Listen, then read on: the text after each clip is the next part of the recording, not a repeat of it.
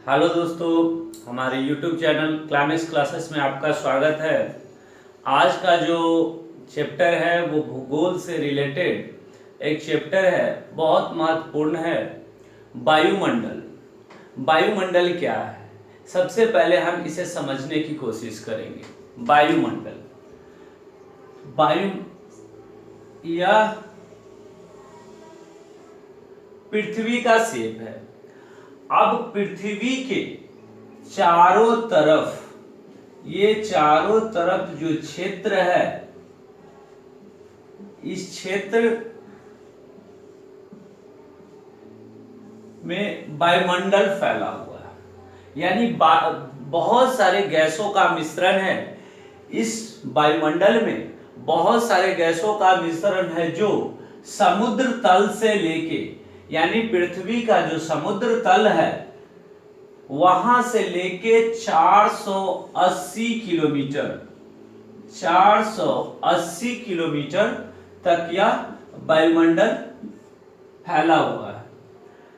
अब ये वायुमंडल पृथ्वी के क्षेत्र में टिका हुआ कैसे है?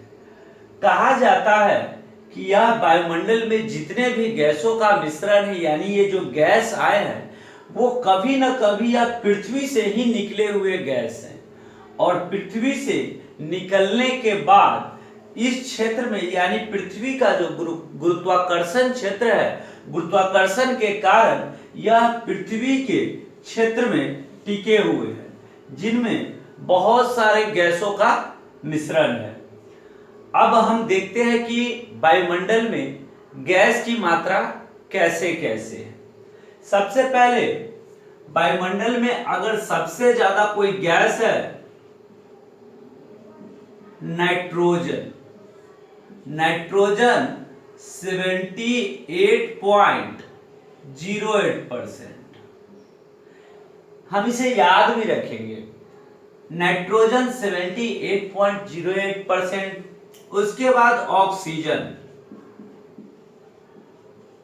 ऑक्सीजन ऑक्सीजन गैस 20.93%, जिसमें बहुत जगह आप बुक में पढ़े भी होंगे कि ऑक्सीजन के बारे में 21% भी लिखा जाता है, लेकिन एग्जैक्ट जो ऑक्सीजन हमारे एटमॉस्फेयर में है वह 20.93%।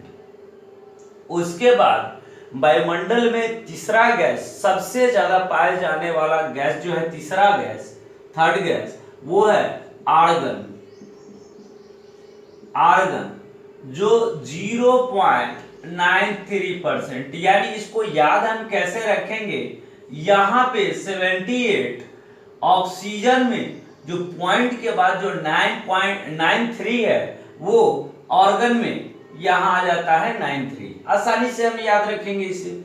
उसके बाद जो गैस की मात्रा है वो CO2, कार्बन डाइऑक्साइड की मात्रा है, और यह जो है वो 0.03%, यानी ऑक्सीजन में जो ये 0.93% है ये आर्गन में है, और आर्गन का जो 0.3% है वो CO2 में है। अब अन्य बहुत सारे जो गैस है, बहुत सारे गैसों का मिश्रण, उसके बाद जलवाष्प, ये अन्य में आ जाते हैं। अन्य गैसों में ये आ जाते हैं। उसके बाद अब नाइट्रोजन। नाइट्रोजन गैस हमारे वायुमंडल में है, तो यह गैस हमारे लिए कैसे महत्वपूर्ण है, चलिए इसे समझते हैं।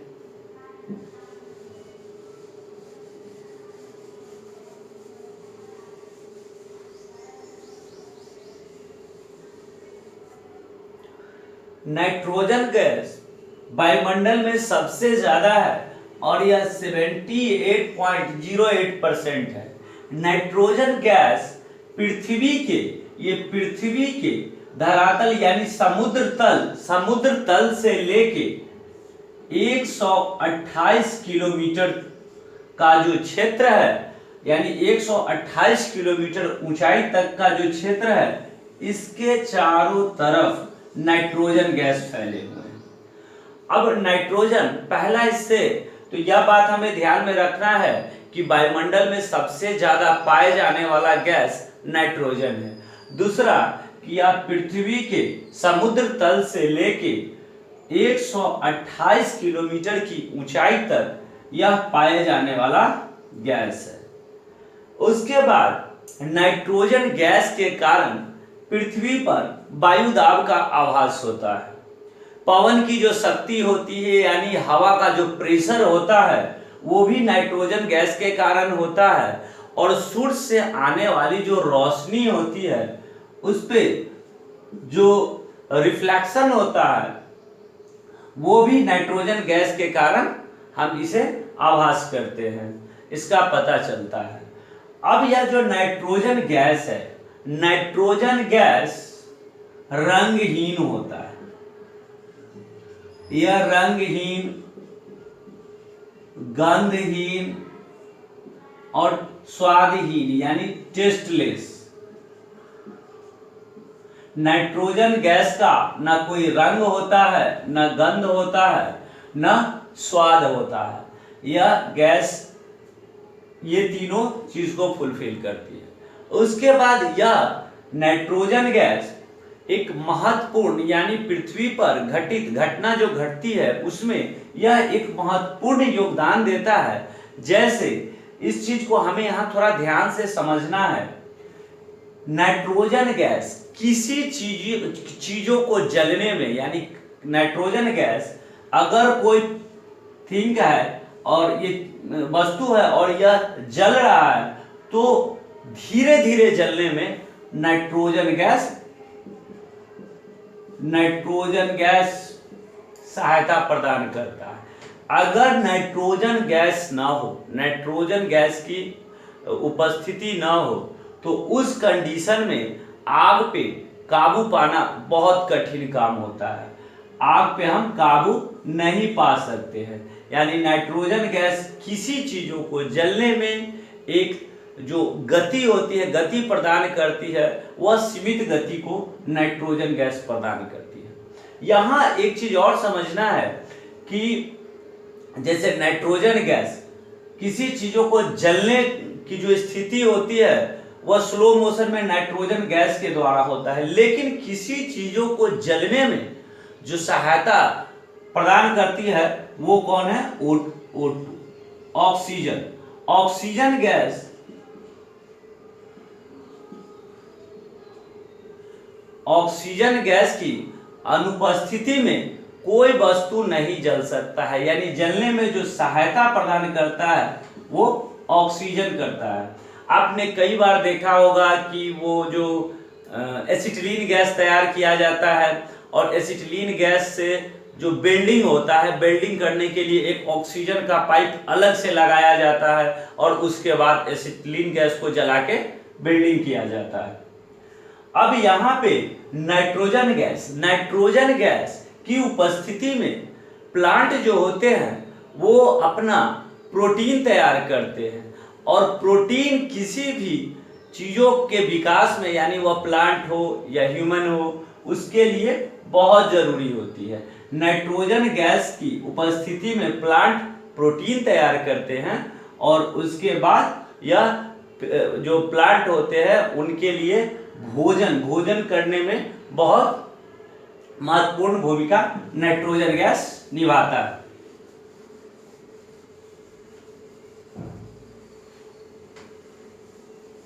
अब हम चलते हैं ऑक्सीजन गैस। ऑक्सीजन गैस, यह गैस जीव जंतुओं के लिए, मनुष्य के लिए, जीव जंतुओं के लिए यह गैस बहुत महत्वपूर्ण है।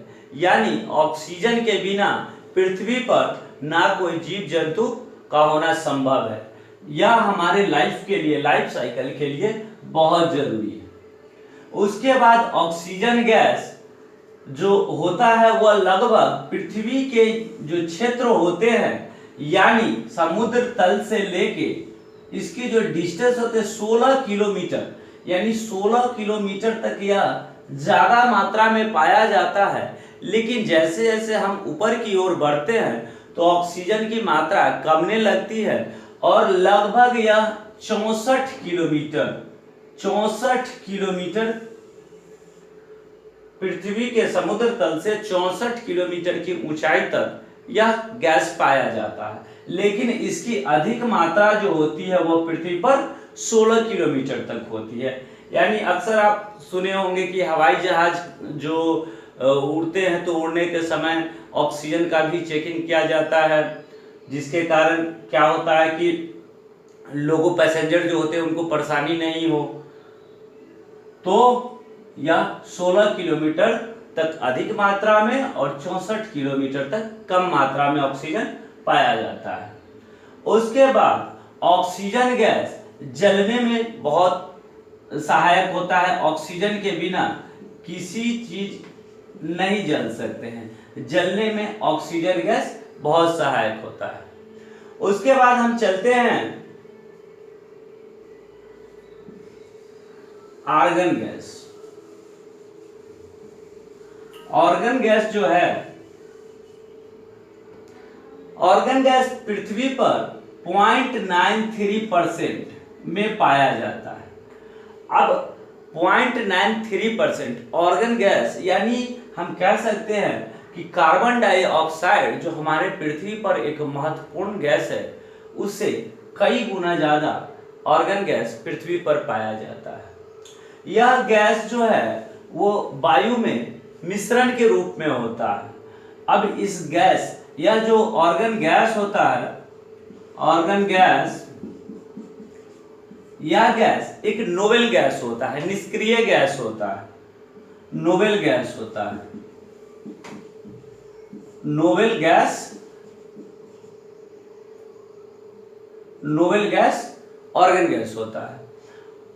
यह जो होता है इसका इस्तेमाल कैसे हम करते हैं, यानी वायु में यह मिला हुआ ऑर्गन गैस को हम फिल्टराइज करते हैं और फिल्टराइज करने के बाद इसका इस्तेमाल कल कारखानों में यानी कंपनियों वगैरह में इसका इस्तेमाल होता है और बिजली का बल्ब, बिजली के बल्ब में इसका इस्तेमाल किया जाता है। बिजली के बल्ब में इसका इस्तेमाल किया जाता है ऑर्गन गैस का। ऑर्गन गैस इस तरह से हमारे लिए महत्वपूर्ण है। उसके बाद हम चलते हैं कार्बन डाइऑक्साइड। कार्बन डाइऑक्साइड सबसे ज्यादा भारी गैस है। CO2 जो गैस है, यह पृथ्वी पर जितने गैस है उसमें सबसे ज्यादा भारी गैस CO2 है, कार्बन डाइऑक्साइड है। कार्बन डाइऑक्साइड पेड़ पौधे के लिए बहुत महत्वपूर्ण है, यानी पृथ्वी पर पेड़ों का होना CO2 के कारण ही संभव है। CO2 गैस पृथ्वी पर जो टेम्परेचर को बनाए रखना, ये भी CO2 की उपस्थिति में होता है। CO2 क्या करते हैं कि पृथ्वी का जो सतह होता है उसको ये गर्म रखते हैं। आपने सुना होगा ग्रीन हाउस, ग्रीन हाउस, इसे पौधा घर भी कहते हैं। ग्रीन हाउस के लिए CO2 गैस बहुत महत्वपूर्ण है। इस गैस से हम ग्रीन हाउस में प्लांट को तैयार करते हैं और CO2 सबसे ज्यादा भारी गैस,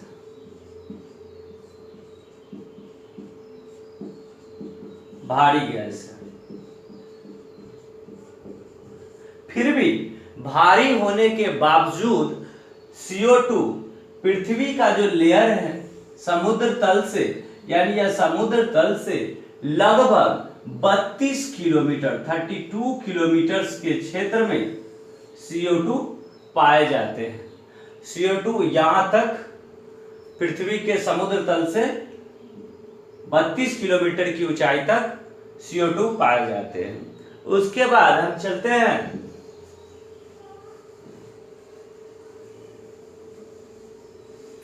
एक पृथ्वी पर जो ओजोन गैस है, ओजोन, इसके बारे में थोड़ा हम जानकारी प्राप्त कर लेते हैं। ओजोन क्या है? ओजोन गैस, वास्तव में ओजोन गैस एक ऑक्सीजन का एक रूपांतरण रूप है, यानी यह ऑक्सीजन का ही रूप है।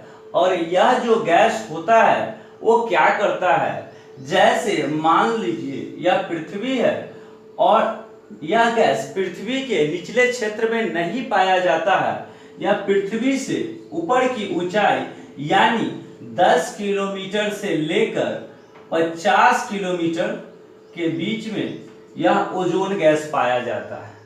ओजोन गैस हमारे लिए कैसे महत्वपूर्ण है?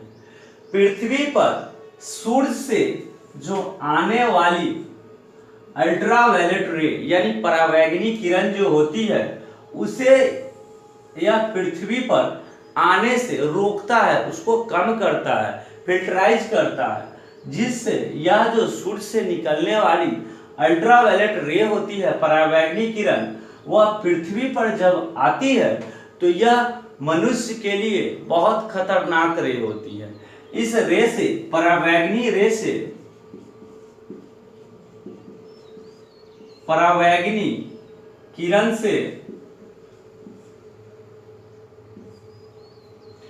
से कैंसर जैसी खतरनाक बीमारी होती है, जिसे यह ओजोन गैस, ओजोन जो लेयर है, यह इसे रोकता है।